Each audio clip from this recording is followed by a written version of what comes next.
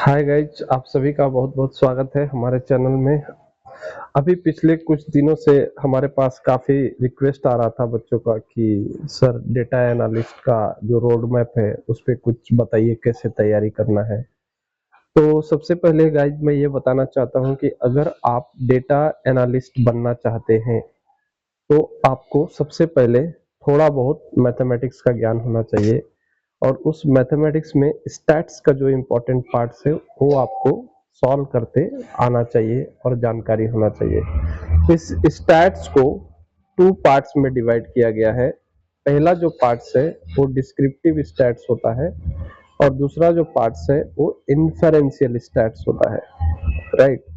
तो इन्फेरेंशियल स्टैट्स में जो है हाइपोथेसिस टेस्टिंग वगैरह पढ़ना पड़ता है, जेड टेस्ट होता है, टी टेस्ट होता है, काई स्क्वायर टेस्ट होता है, इस तरह का स्टैट्स पढ़ना पड़ता है। और डिस्क्रिप्टिव जो स्टैट्स है वो हमें पहले से जानकारी होता है, क्योंकि हम इसको स्कूल लेवल पे ऑलरेडी पढ़े हुए रहते हैं, राइट।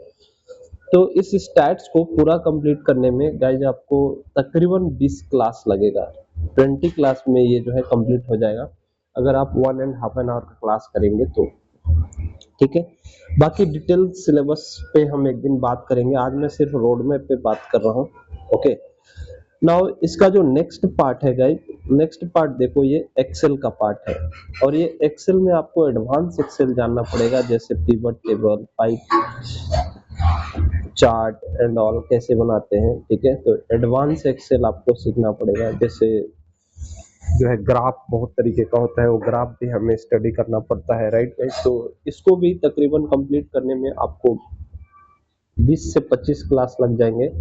और इसके साथ साथ एक्सेल को आपको प्रैक्टिस करना पड़ेगा, प्रैक्टिस के लिए टाइम निकालना पड़ेगा, 1.5-2 घंटे डेली का टाइम देना पड़ेगा, तभी होगा ये, नहीं तो नहीं हो पाएगा, ठीक है। अब इसका जो थर्ड स्टेप है गाइस, वो सीक्वल है। आपको जैसा कि पता है, हमारा सीक्वल स्ट्रक्चर क्वेरी लैंग्वेज होता है, जो डेटाबेस से जो है डेटा को एक्सट्रैक्ट करने के लिए या फिर मैनिपुलेट करने के लिए जो 5 टाइप का जो हमारा मेन ऑपरेशन होता है वो हमें पूरा डिटेल में जानना पड़ता है। और इसको जो है सीक्वल कंप्लीट करने के लिए भी आपको कम से कम तो 20 से 25 क्लास देना पड़ेगा, राइट। 20 से 25 क्लास लगाना पड़ेगा, तब जाके अच्छे से होगा। और इसके साथ साथ आपको 1.5-2 घंटे डेली प्रैक्टिस करना पड़ेगा। जब भी आपका सीक्वल का क्लास कंटिन्यू रहेगा उस टाइम पे आपको इस चीज को प्रैक्टिस करना पड़ेगा। अब यहाँ पे देखो गाइस, जो फोर्थ स्टेप है हमारा, वो फोर्थ स्टेप कोर पाइथन के बारे में बात कर रहा है। कोर पाइथन में क्या क्या, जैसे बेसिक पाइथन में जो आता है वो हमें पढ़ना पड़ेगा। और इसमें कुछ एडवांस डेटा टाइप आते हैं, जैसे कि सेट हो गया, लिस्ट हो गया, टपल हो गया, डिक्शनरी हो गया। तो इस तरह की चीजें हमें पढ़ना पड़ता है।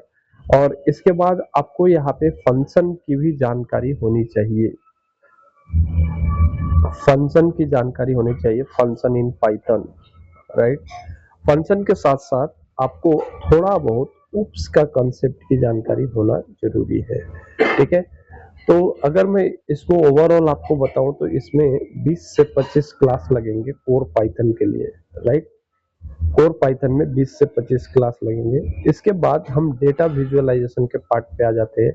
डेटा विजुअलाइजेशन में कुछ नहीं है, ये भी एडवांस पाइथन है, जो पाइथन की लाइब्रेरी होती है जो कि डेटा एनालिस्ट के लिए काम आता है। जैसे अगर मैं बोलूं नमपाई, पांडाज, नमपाई, पांडाज, मैटप्लॉटलिब, और इसके साथ आप चाहे तो सीबोर्न पढ़ सकते हैं, मैटप्लॉटलिब नहीं तो सीबोर्न, राइट। तो ये ओवरऑल डेटा विजुअलाइजेशन जो है ये भी आपको 20 क्लासेस लग जाएंगे गाइस। 20 क्लासेस आपको अच्छे से करना पड़ेगा, क्योंकि आप भी प्रैक्टिस करेंगे तभी होगा। मैं ओवरऑल ये नमपाई को 5 दिन दे रहा हूँ, पांडाज को भी 5 दिन दे रहा हूँ, मैटप्लॉटलिब को 5 दिन दे रहा हूँ, और सीबोर्न को भी 5 दिन का क्लास दे रहा हूँ, जिससे मैं 20 क्लासेस मान के चल रहा हूँ। 20 क्लासेस में ये डेटा विजुअलाइजेशन का पार्ट जो है ये कंप्लीट हो जाएगा आपका, राइट। अब यहाँ पे देखो गाइज, जो 6 नंबर का जो स्टेप है गाइज, 6 नंबर का जो स्टेप है उसको देखो।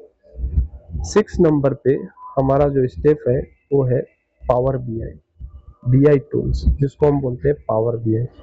तो पावर बीआई की जानकारी आपको होना चाहिए। पावर बीआई में भी जो है 20 से 25 क्लास आपको लगेगा इसको एडवांस तक जानने के लिए, और इसकी जानकारी आपको डिटेल में होना चाहिए।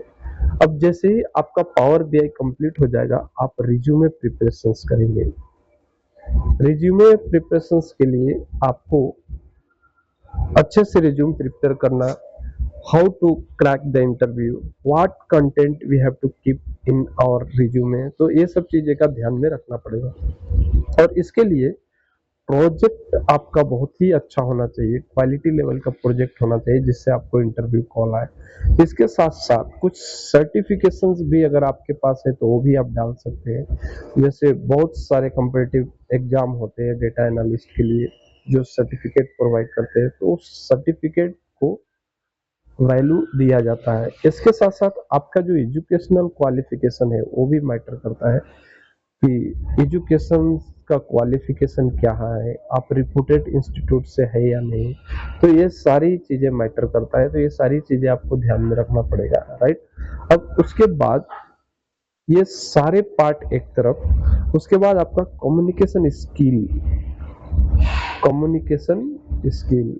ये जो है काफी मैटर करता है डेटा एनालिस्ट के लिए, क्योंकि आपको कम्युनिकेट करना है लोगों से।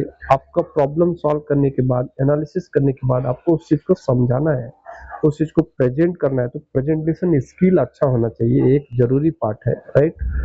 तो गाइज ये सारी चीजें अगर मैं ओवरऑल बताऊं तो इसको कंप्लीट करने के लिए आपको 4 से 5 महीने का टाइम देना पड़ेगा, 4 to 5 मंथ।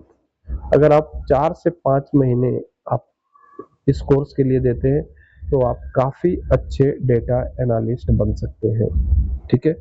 तो गाइज अगले वीडियो में मिलते हैं हम डेटा साइंस का जो एमएल इंजीनियर, जनरेटिव एआई, इससे रिलेटेड मैं कुछ रोड मैप लेके आता हूँ, और डेटा एनालिस्ट के हम डिटेल सिलेबस पे बात करेंगे कि इसमें क्या क्या जरूरी चीजें हैं, क्या नहीं पढ़ना है, क्या पढ़ना है, राइट। तो thank you so much guys. आपको अच्छा लगा ये वीडियो तो आप जरूर लाइक, शेयर और सब्सक्राइब करना है, और चैनल को प्रमोट करो जिससे मुझे और मैं अच्छा कंटेंट लेके आता रहूँ। तो thank you so much guys, will meet in next video. Thank you, bye bye.